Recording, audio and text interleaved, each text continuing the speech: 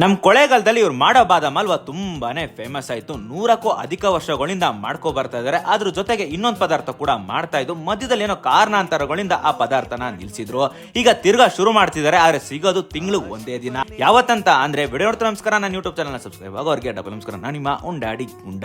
ಬಾದಾಮ್ ಹಲ್ವಾ ಜೊತೆಗೆ ಇನ್ನೊಂದು ಪದಾರ್ಥ ಯಾವುದು ಅಂತ ಅಂದ್ರೆ ಡೊಂಬ್ರೊಟ್ಟು. ಇದು ಕೂಡ 100 ವರ್ಷಗಳಿಂದ ಮಾಡ್ಕೊ ಬರ್ತಿದ್ರಂತೆ, ಮಧ್ಯದಲ್ಲಿ ಕಾರಣಾಂತರಗಳಿಂದ ನಿಲ್ಸಿದ್ರು.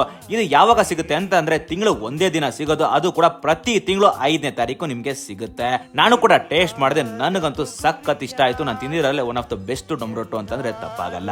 ಅವ್ರ ಕಡೆಯಿಂದ ಒಂದು ಸಣ್ಣ ಮನವಿ ಏನಂತ ಅಂತಂದ್ರೆ, ನೀವು ಬಾದಾಮ್ ಹಲ್ವಾ ಅಥವಾ ಡೊಂಬ್ರೊಟ್ಟು ತಗೊಳಂಗಿದ್ರೆ ಬೆಳಗಿನ ಜಾವ 10 ಗಂಟೆ ಮೇಲೆ ಹೋಗಿ ಅಥವಾ ಸಂಜೆ 6 ಗಂಟೆ ಒಳಗೆ ಹೋಗಿ. ಅವರು ಬಾದಾಮ್ ಹಲ್ವಾನ ಮನೇಲೆ ಮಾಡೋದ್ರಿಂದ ಕಡಿಮೆ ಕ್ವಾಂಟಿಟಿ ಮಾಡ್ತಾರೆ. ಅದರಲ್ಲೂ ಕೂಡ ಅವ್ರಿಗೆ ಏಜು ತುಂಬಾನೇ ಆಗಿದೆ. ನೀವು ಯಾವ ಸಮಯದಲ್ಲಿ ಹೋಗಿ ಆ ಸಮಯದಲ್ಲಿ ಬಾಕ್ಲು ತಟ್ಟೋದ್ರಿಂದ ಅವ್ರಿಗೆ ತುಂಬಾನೇ ತೊಂದರೆ ಆಗ್ತಿದೆಯಂತೆ. ಆದಷ್ಟು ಈ ವಿಡಿಯೋನ ಶೇರ್ ಮಾಡಿ ಎಲ್ರಿಗೂ ಕೂಡ ಮುಟ್ಸಿ.